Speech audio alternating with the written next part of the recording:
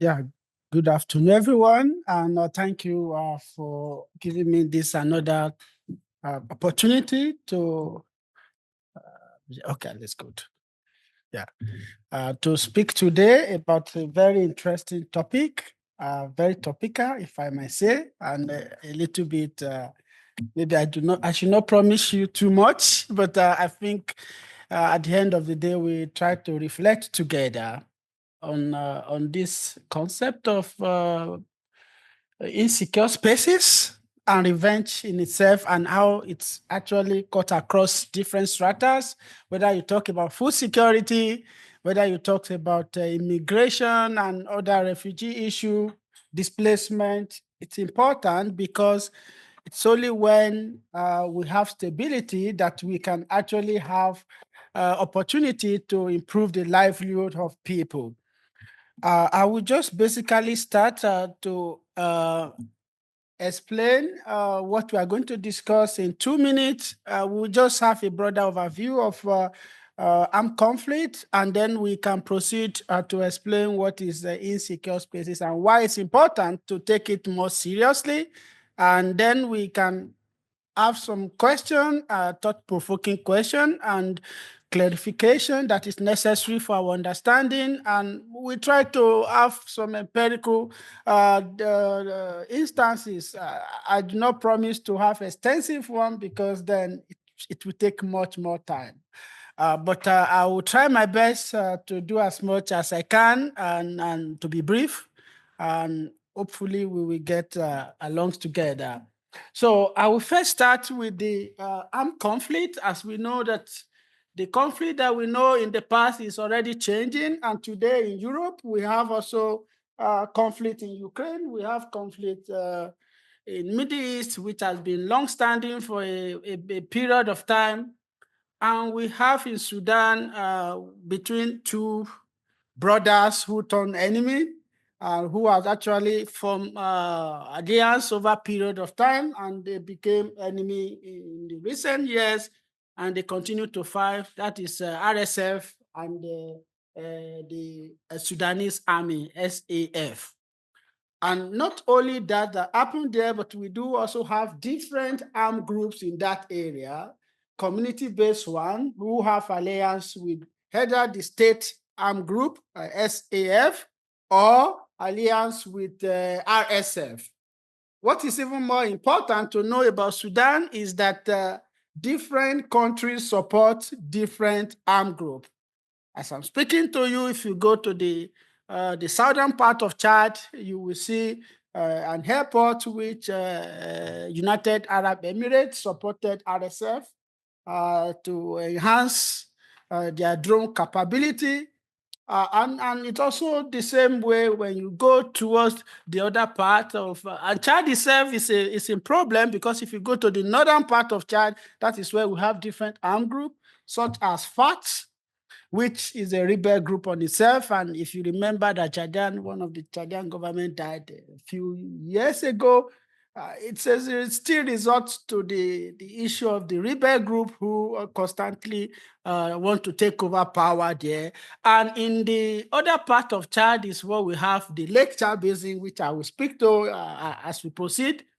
And the Lake Chad Basin itself is basically a connecting point between Nigeria, Chad, Niger, and Cameroon.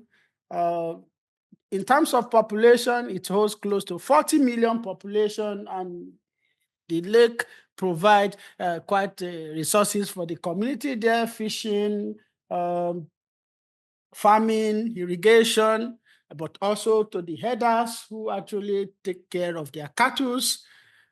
I will go there in a moment. And then we have a margin trend down from there. If you, the Sahel itself, the central Sahel, where we have Burkina Faso, where we have Mali, Niger Republic, some which are facing from the Islamic State from the Greater Sahel is now called ISS. And then we have the Jinim, also which have affiliation with Al-Qaeda group. But this group, as they continue to engage themselves, we continue to see deterioration, and things are not getting better because they expand these networks and they continue to control different spaces, including agricultural area, where they have to themselves establish justice and try to say, look, government failed to do this, we can do it. They administer justice between different groups. Which is also instrumentalized to recruit more group.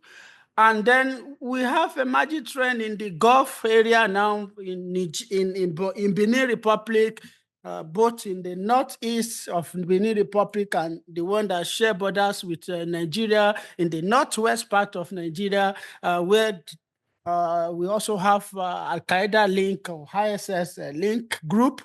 And we have an emerging trend also now in the northwest of Nigeria, where we have a new group called Lakura Group. It's a new group which I will speak to in a moment, and I will explain to you because I was in that area in December last year. I just want to highlight that these armed groups, as they continue to experience occupy spaces, control civilian, they make this area inhabitable, and they continue to constitute risk for the civilian population. Why my emphasis on civilian population is because civilian, we always perceive them as harmless. Of course, that is because they don't carry arms, they don't carry weapons. Of course, we will speak to their agency later, how they navigate this, even though they don't carry weapons. But it's very important to emphasize that insecure spaces is a space that armed groups such as ISWAP, JAS in Lake Chad Basin, or ISS or Oginni in the central Mali, or Lakura group contend with other armed groups, not just only the state, but other non-state armed groups. So that is what makes it insecure. There are a few characteristics we can see there. They control the space. They also collect tax like government. They levies. They establish rule-based governments to say this is how people should behave. And this element actually is what interests this group most.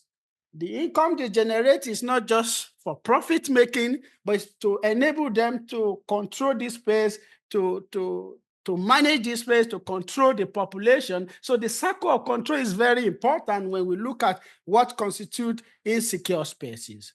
Then we do have presence of multiple armed groups that continue to also exercise influence and control in this area.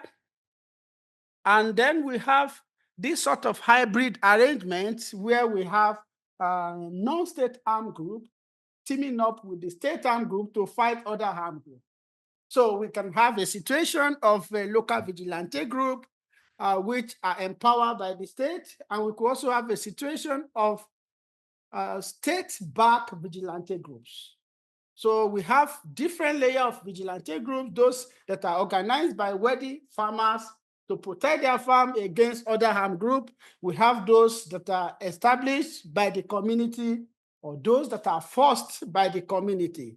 Forced is the sense that non-participation means their compliance. So they are forced because especially the male household has to participate to secure the community. Otherwise, they also are considered as complicit. But this hybrid arrangement, what is important is it is not institutionalized, because the government, the state always want to maintain monopoly of power and don't want to share this with other non-state armed groups like vigilante that support them. So because of that, they are able to avoid risks that are associated with it. But what is interesting is this arrangement can change over time. The same vigilante group that supports the state can actually become the enemy of the state over time. These dynamics actually makes it a little bit complex. Then we have, there's no zero-sum control of frontline. So which means the state can control this area today, and tomorrow it can become an armed group control area. For example, as I'm speaking to you, we are somewhere in 2023 in the far north of Cameroon, Kolofata and Mokolo, which also is a borderline between Nigeria and Cameroon. As I'm speaking right now, the people there had to move out. At that time, there was a military base there. everybody returned to the area. So this control has changed. And this also have impact on the livelihoods of the people, of the farming, of the food security, and other elements. So as I just explained to you, is what I'm trying to share with you, the 3-point area, which you can see Niamey there, this is Niger Republic. You can see Benin Republic there. And then you could see here the Nigeria. This is the last place I visited in December with my colleagues in Nigeria and in Benin Republic. For example, in Benin Republic, when we were there, we met Benin armed forces that harmed to the teeth because there was attack a day before we were there. And we had the community, very large community, more than 400,000 population, but they could not actually control the influence of armed group in this area. So in this area, you can see we have different armed group. We have Lakurawa, we have ISWAP group, which is Islamic State of West African province that have alliance with the Islamic State. What is interesting is that Islamic State of West African province is actually operating actively in the Lake Chad Basin area, but then they also operate in the central part of Nigeria, which shares border with Benin Republic, where we call River Nigers. That's where the name Nigeria actually comes from. Both Nigeria and Niger derive their name from that river. So that river, which is the confluence, it's actually a connecting dot for socio-economic activities, and a lot of farming, fishing, and transborder trade take place there, but some of these also have been disrupted over the period. And we could also see there what I described as the vigilante groups, which also they are non-state armed group, some backed by the government, some are not backed by the government. Then we have the JAS, which is the broader umbrella of Boko Haram. It used to be Boko Haram before then. Over time, they split into JAS and ISWAP, and because of ideological difference, they fight each other, as we can see in the next slide. The clashes that has happened over the period of time, the clashes between the ISWAP and JAS and the state forces between 2018 to 2023, we could see here that, yes, it's not stable. At some point in 2019, we could see, for example, that the factioning, the fight between the two groups was at the low level, but then the fight between the group and the state was at high level, as you could see also in 2000. So if we also see on the attack on civilian, we can see that it's also, and now it's rising because of certain things. And I think I will discuss a little bit about it later. So this is the element of what I would say competing authority. Then why it's important for us to talk about revenge? It's important because of the nature of irregular warfare, because the state continue to engage this armed group, fight them in a different form. As I explained, they use other non-state armed group to fight, and also they use military to fight. But what is important is, despite this effort, these non-state armed group continue to constitute threat. And then as long as these continue, it means that the civilians have to change in their way of life, they have to change their structure. Imagine we have in the Lake Chad Basin for over 15 years, there have been armed group fighting. So it means the children or child born 15 years will grow in that war environment. What does that really mean is that a lot of things change. We have generation that only know about weapon, and we have other generation that actually also have experienced different form of aggression, both from the military side, but also from the armed group. And so this is the reason why we talk about revenge. Another point which I want to mention is that the humanitarian and peace building has emphasized so much on forgiveness, such that forgiveness is actually incorporated into the technical practice of transitional justice. But what is lacking in this forgiveness is many of these communities are forced to forgive. They are forced to forgive the armed group, but also to forgive the military. So we will see whether this is really the case in what we're going to discuss here.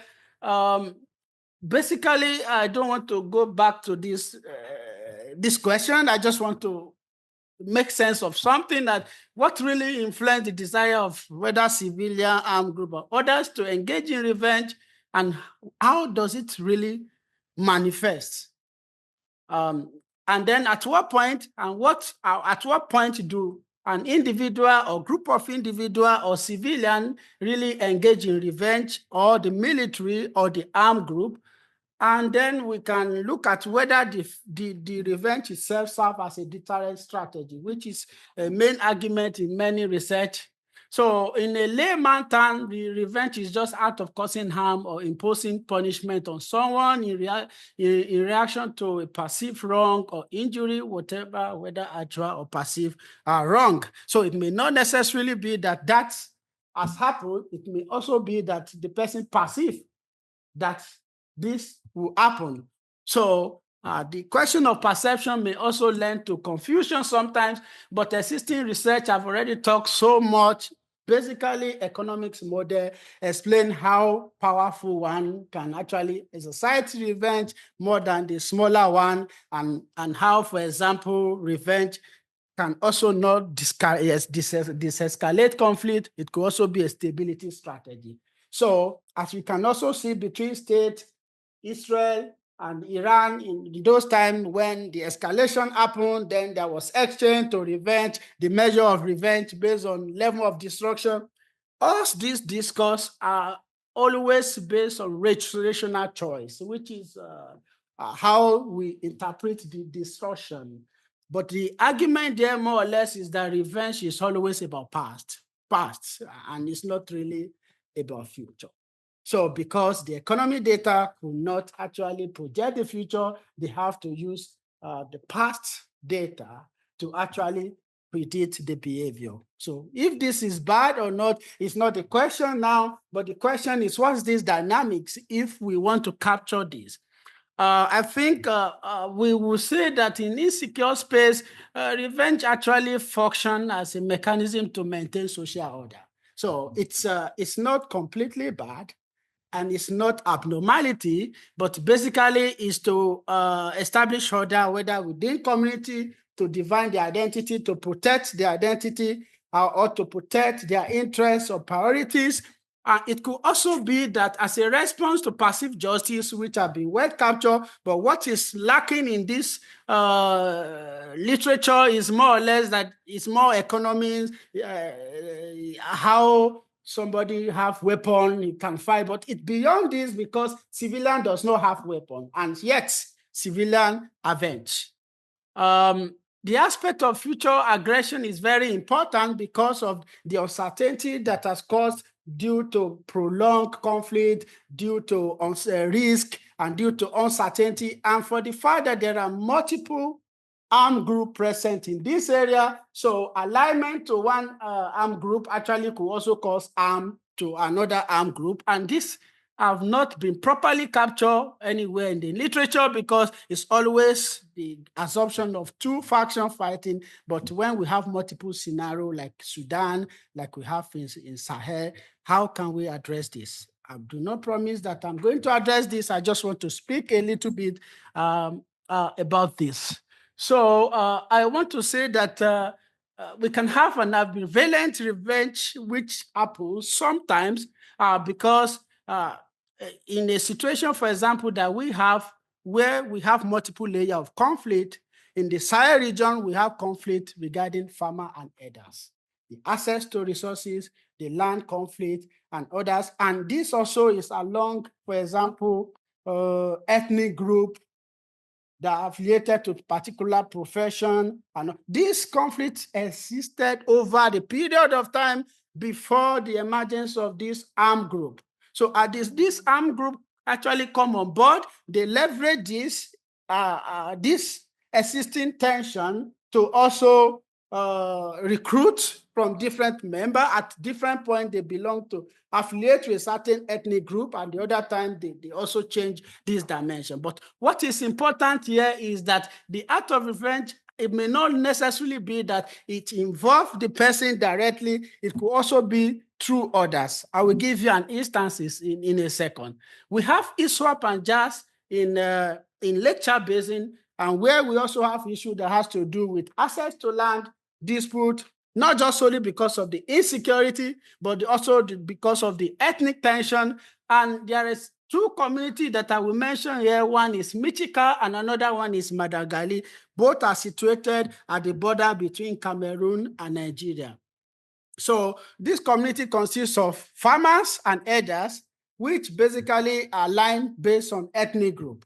That does not really mean that a particular ethnic group actually engage in herders and the other ones engage in farming, but it means that a significant population of ethnic group can actually be attributed to a particular profession. So when Boko Haram came to that area, what Boko Haram tried to do is to align to a particular armed group, ethnic group, and because some ethnic group actually have more access to the forest, and Boko Haram operate from the forest.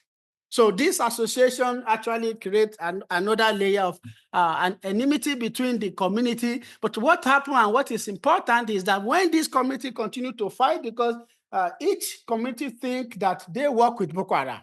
So whenever there's issue of cattle raiding or, for example, the farmland, the invasion of farmland, then the community of farmers will react either to attack the other community.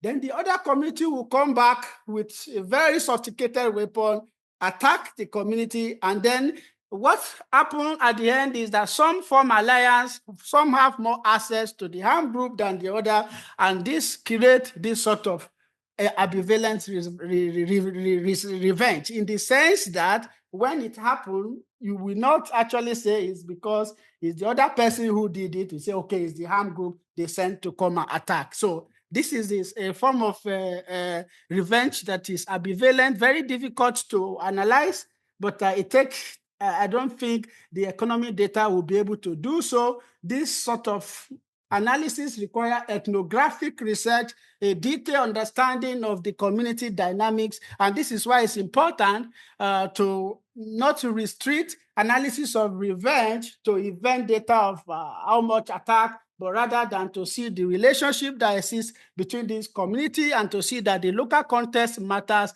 and to see that they also important.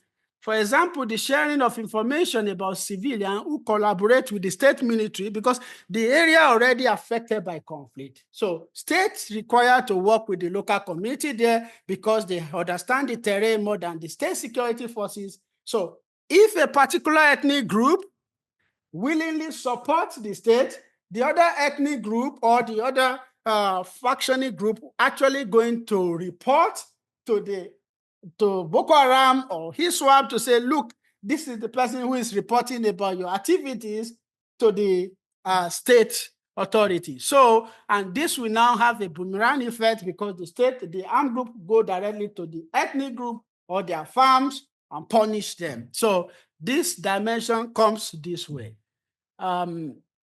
Anyway, I want to just share with you, I'm sorry you do not see my methodology, but I will show it at the last part of my work because I don't want to bore you with this.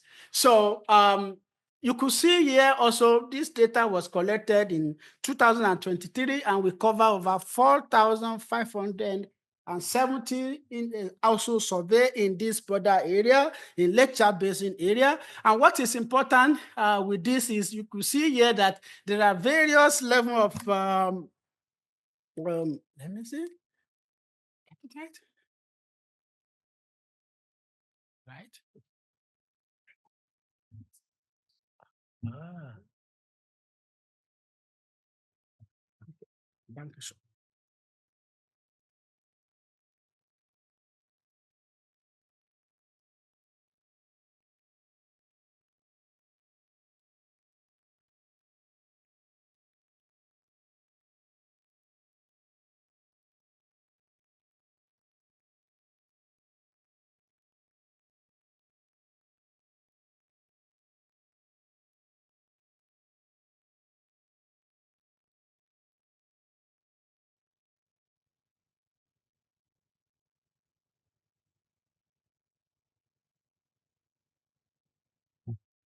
Oh, it was off. Okay, thank you. Does it have timeline? Does it? It's okay? be okay now. Okay, thank you. Apologies, please. Yeah. So this area, you could see that the revenge there was actually, it was higher if you compare to this area. I don't want to actually go deeper to here. Here is another layer in Chad, because, I mean, the area, that side is actually the northern part of Chad, where we have another rebel group, but entirely they deal with crude gold mining beside Libya border. So those areas is completely controlled by the FARC, so they don't have factioning issue. You will not see revenge there. The community there don't even dare to go there because it's weaponized. So I just want to show how revenge take place in this area. Across the area that we map, we see revenge attack happening, not because the military, not because the armed group just attack, but it's also because the civilians have the attention within the communities, which is very important to emphasize here. But also what is important is that when the state authority collaborate with the civilian, then the armed group comes and attack the civilian. But that does not really mean that the armed group does not collaborate with the civilian.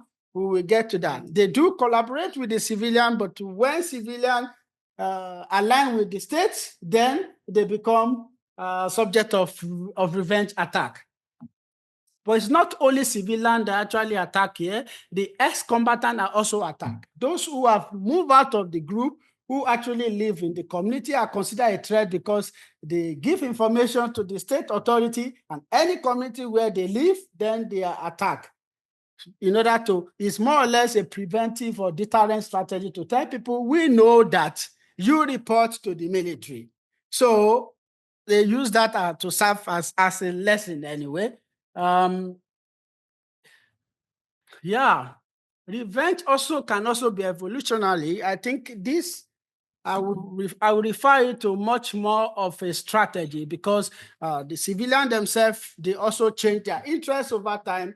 It is not always the case that even though the state military are there to protect the civilian, they also, their activities and their action also cause harm to civilians. And this actually makes civilians to also weigh their option in order to survive. So especially when you have different armed groups in a place, for example, if you look at ISWAP tried to work with the civilian more than JAS. JAS is the Boko Haram arm led by, formerly led by Shekarau, but right now led by Bakura, and also different other armed group. So for JAS doesn't relate so much with the community, very brutal. But ISWAP, a little bit more organized, have a tax system, relate with the local community in order to gain their loyalty, in order to draw them more closer. So, and what is important here is that it depends on different community. Civilians have to survive. So they have to see how they can maintain balance between the military and the armed group. But at some point, they actually also collaborate with the armed group in order to save themselves. So the question is more or less of whether it is a moral question, but important to highlight that they have to survive. So whether this survival amount to revenge against the military is another discussion that we can have. I will just go deeper a little bit here, because the interest change when the military operate in a place. They block the movement of the people to cross the border. They block their access to farmland, which constitute the basis of their livelihood. And if any of the armed group provide this, it actually changes the texture of the conflict and how the civilian perceive the state military as a protector. So this is a very important point to highlight here, because I know in military training is more or less that any advisory, whether you are complicit, you are targeted, and then people are actually attacked. And this happens because most often we have incidences where the state military deliberately, anyway, maybe not deliberately, but we use it deliberately because they launch attack and they say, look, you are part of the armed group, and they just wipe the area and the community. So this creates another layer of hatred for the activities of the military, especially if they are casualties and if they are underreported. So if they are underreported, the community say, look, we lost 50,000 people, but you say we lost 10,000. So that's actually diminished the trust and also create another layers and why civilians have to change their preference and have to change their aspiration and also their attitude, their risk preference, whether to draw closer to the armed group in order for them to survive. So I think what is important is the understanding that radical change is necessary at some point in order for them to survive. So whether this strategy or change in attitude amounts to disloyalty is also another question that we can actually, a discussion we can have. I will just give a very good example of what happened in the Lakrawa Lakrawa group. So Lakrawa group, Lakrawa is a new armed group. Although they existed since 2018, but they officially declared as a terrorist group last year in Nigeria, in northwest Nigeria. So what happened was there was agricultural evolution where the government tried to empower the farmers and in terms of farm implement and other. So a lot of people engage in farming activities and all the grazing road overpowered by that. So the herders could not, who also pay their tax, they don't actually enroll in this process. And this is one element aside from ethnic dimension, which has to do with Fulani and Hausa dichotomy and historical issue that has to do with in the past of century of what we call Usman Danfodio jihad, which actually started in area like Sokoto area where the armed group themselves, which they emerged actually work with Gaddafi during the era of Gaddafi of Libya regime. And after the fall of Libya regime, they moved to Niger, but unfortunately they were pushed by the Niger government. But because they have a particular affinity in terms of historical lineage and religious lineage, they have connection to Gudu, which is Sokoto in the northwest part of Nigeria. So there are issues of banditry that happened in northwest Nigeria in the past almost 9 years, but become more very strong in the last 6 years, which actually made many farmers not to go to farm, not just only farmer, the cattle, they raid the cattle and everybody, the changes in wealth distribution. So at some point, the community leader in Gudu invited Lakrawa. So Lakrawa group composed different individuals from Mali, from Burkina Faso, from Mauritania, from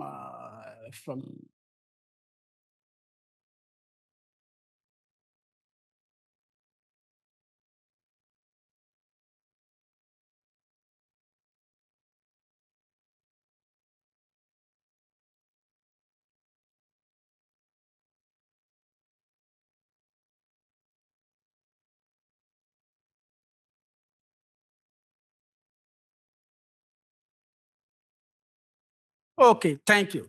What is interesting about this Lakrawa group is the fact that the Lakrawa itself actually fought bandits, and bandits, anywhere Lakrawa established its what's it called it? Its base, the bandits are cleared. So bandits don't go there. And for the fact that, I'm almost done. For the fact that the government could not tackle banditry in this area for a long time, actually gave the justification for the community to say, we want to deal with the bandits and we want to deal with the government. So they invited Lakrawa group to fight for them, and that happened for over a period of time. But afterward, Lakrawa start establishing its own governance model. As at now, there's a contention that Lakrawa is linked to ISWAP, to IC or Al-Qaeda group, but we are still studying the ideology of this group. We still do not, we cannot confirm which group they belong to. Maybe in the next few months or more, we could have a proper link to this. So I will just have a very brief reflection here in terms of when do civilians take revenge. I've discussed much about this, but I would just want to highlight that, yes, when they perceive state brutality as intentional and deliberate, they view it as more egregious than unintentional harm.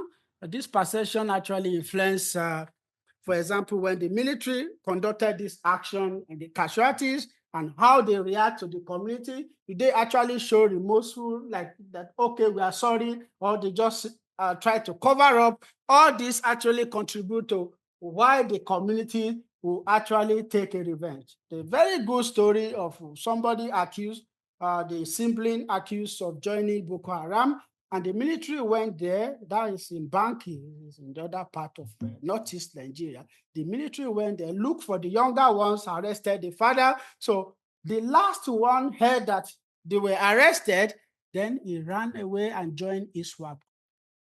So he did that not just because he wanted, but he was seeking protection.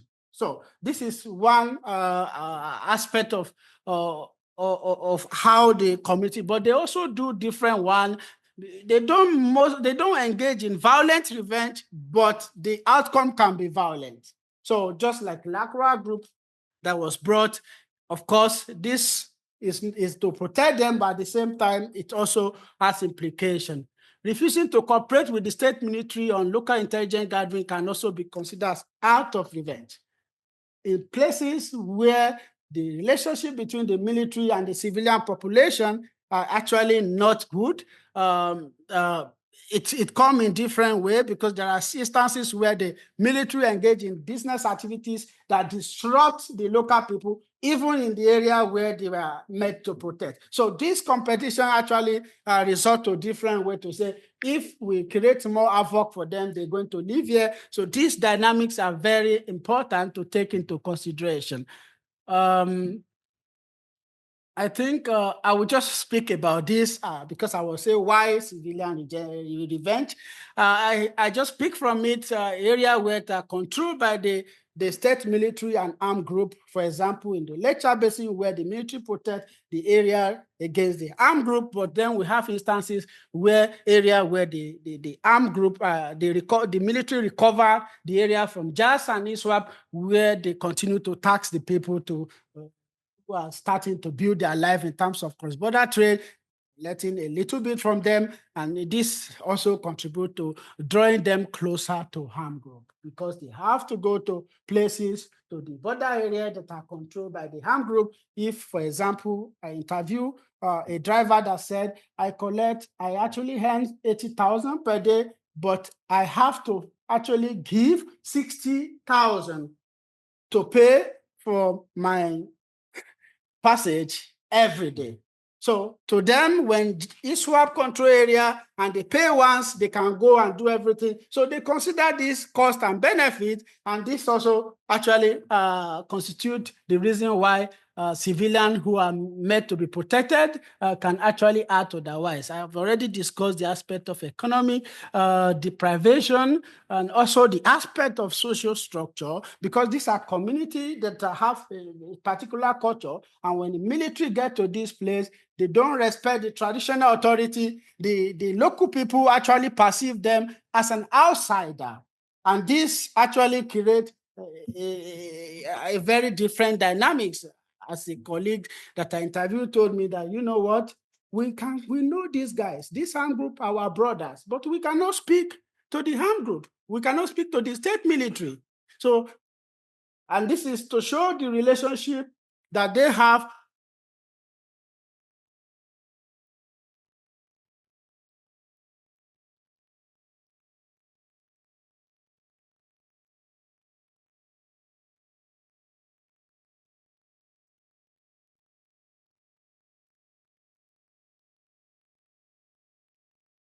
Okay, I try. When we have a situation whereby the military is under pressure to deliver, and the presence of civilians actually constitute hindrance for them to really carry out a large-scale attack against armed group. In this situation, they are under pressure sometimes to report sources, and this constitutes to different things that happen. But that's not only that. When they realize that the collaboration of civilian or willingness to cooperate resort to further attack to them, they feel shame, humiliation, and this actually resort to different activities. I think I will just stop here. All the discussion I have, I want to tell you that we have our data here.